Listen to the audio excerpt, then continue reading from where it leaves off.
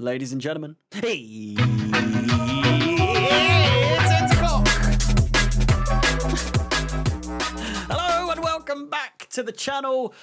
Chelsea back in European competition as we face Copenhagen, either side of a game against Enzo Maresca's former side at Leicester City, all leading up to the international break.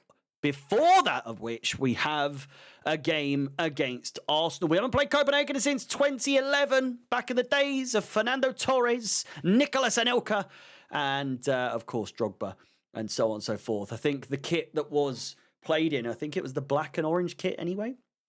Regardless, the press conference is starting in about a minute and a half. I probably should have waited to see what news comes out regarding that. But there really isn't too much in the way of news from what we've seen leading into this game. It is more or less business as usual. The meat and potatoes. The real issue here is what team we start with. What team do we start against Copenhagen? And listen, I'd be remiss if I didn't say that, of course, Arsenal yesterday were a team that came out 7-1 victors against, who did they play? I can't remember who they played. PSV.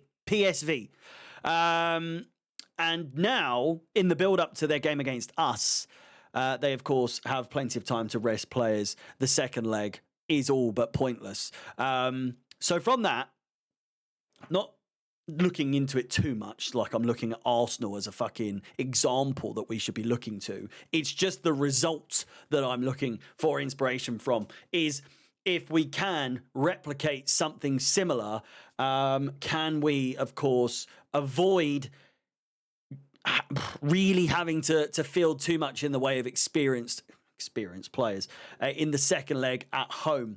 Obviously, it's going to be a bit of a tall ask, given the fact that the game is away from home. But then again, Arsenal's game it's a completely different ball game, all the same. In terms of lineup, this is, like I said, the most important part of the whole thing.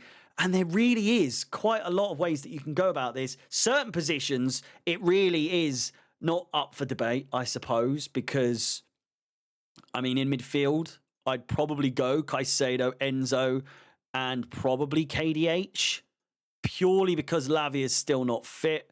We haven't got Carney anymore, and we don't have Cassidy. At least I don't think we do. He's unlikely to play, even if he was still here. If he might be, I don't know. I've so many players, so little time. In defence, or at least in goal, I feel like we're going to see Sanchez in some capacity. It really does, seem as though that we're going to be starting to use him as a cup goalkeeper. That said, I feel like it was mostly Jorgensen up to this point.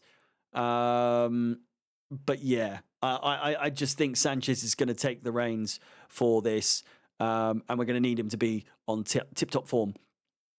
Defensively speaking, this is where it gets a little bit trickier, because you could see Gusto playing, but then depending, I just don't see this being a game for Achimpong, purely because we're getting to the important, the business end of this competition, and I just don't think he's ready to be thrown into a game the first leg. Maybe if we come out really, high scoring victors in this game, then I could see it happening. But I do see Gusto starting. Maybe James. But then again, we have got a really important game coming up on the weekend against Leicester. In just a few days' time, would we rather play James against Copenhagen in a game that, isn't really imperative to our run at top 4? Or do we go with Gusto? I'm going to go with Gusto. This is assuming that he's going to go with the back 4 as well. We don't have Badiashile. We do have Fofana. He is back. So could we see him play in some degree? Who knows? We might have to because, again, I don't know if I necessarily see Colwill playing in this sort of game. I could be wrong. Colwill, he needs a bit more in the way of game time at the moment to try and get himself out of this rut. I know he scored the other day, fucking all that bollocks, but still. I think this could be a time for Fofana to showcase something in terms of game time. Toss in Adarabioyo as well, a bit of a mainstay at the moment because of all the injuries. Trevor Chalobah's out, so on and so forth. We could play 3 at the back and play some wing backs. So, you know, we might not need Fofana in this game, and we could play, I don't know, something more, if we were to play James, obviously, do James there, and then midfield-wise, we're looking at probably Madueke, Neto up top, and Nkunku. It's who would likely occupy that position is up for debate. Maybe George. Who knows? But yeah, I mean, realistically talking, I just don't see how that would be the case. So I am going to go with... Where has he gone? Where are you? Who was it? It was Fofana. I don't know. I don't know. I don't know if I see him starting in this game, to be honest with you. But there we go. This is more or less what I think we're going to go with. I could be wrong. I could be wrong. Listen, like, it's Caicedo and Enzo, but then we just don't have anything else to really mix it up. You know? I don't see us starting Palmer. I really don't.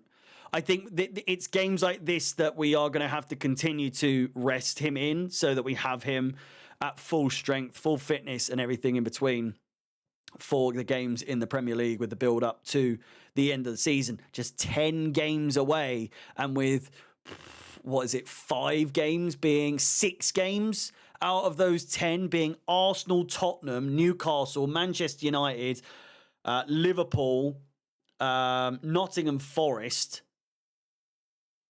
and that's it. Those 6 games. We've got Fulham, Ipswich. I think that's about it. Maybe a couple more. I'm probably forgetting some other people. But yeah, I think this is... I'm looking at our remaining players that we could field. Sancho, maybe. I don't know. I just think maybe George, honestly. I think the only player of the youngsters that I can see starting in any capacity would be George. But, yeah, I don't know. Maybe over Madueke. You know what? I'm going to go with this. Obviously, there's... debates on the, you know, has the squad changed at all in terms of that? I think Palmer is eligible at this point now, but yeah, that's what I'm going to go with. Predictions wise, it really is sort of a toss up at the moment because, and I do want to preface with the fact that, one, it's a very early game. The game is actually starting in about 10 minutes this time tomorrow. At home, they've lost just 1 game in their last 10 at home in all competitions.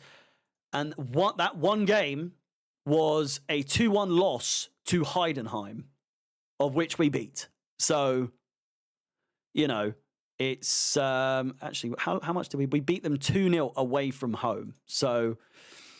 It gives you some sort of confidence coming into this, I would suggest. But in terms of all, they are... I mean, what the hell? They've played 4 club friendlies in the last 4 games. So, rather weird. In the terms of Conference League, they've lost their last 2. 3-0 to Rapid Vienna. And 2-1 to Heidenheim. So... yeah. In the league, did they win the league? They did win the league, or they are currently top of the league. It could honestly go either way. I'm quite confident though coming into this game. that we're going to maybe... I'm feeling 2-0. 2-0 Chelsea. 2-0 Chelsea. I just think that this is going to be a real sign heading into the final, the business end of this tournament, that we are so massively expected to win at this point. And of course, looking at the knockout route, we are up for a game against Legia Warsaw or Molde. And then just the route to the final after this game is more or less like it's a guarantee. It really is. Rapid Vienna. Who's Bob? Borac Banja Luka are playing Rapid Vienna. They've got their games. We've got Paphos FC versus Djurgården. And we got Molde versus Legia Warsaw. It's going to be Betis, who are already 3-1 up in their game. And then, of course, Panathinaikos against Fiorentina. Sorry, that's a complete lie. They'd already played against Ghent. That was in the playoff game. But it's Victoria de Guimarães against Real Betis. It is all completely inconsequential. If we do not make it to the final, it is absolutely an embarrassment beyond belief. And yeah, I do think the main focus should still be on Premier League football, but for that reason, we don't play Parma in any capacity. Even if we are somehow losing tomorrow, I think we take it back to the bridge and rectify it. But overall, I think this is going to be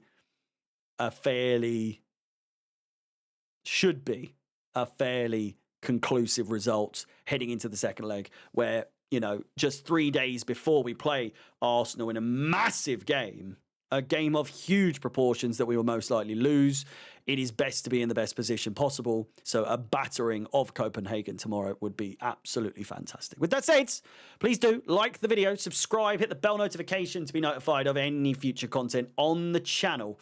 With that said, my name is Harry. Out the Chels. Peace.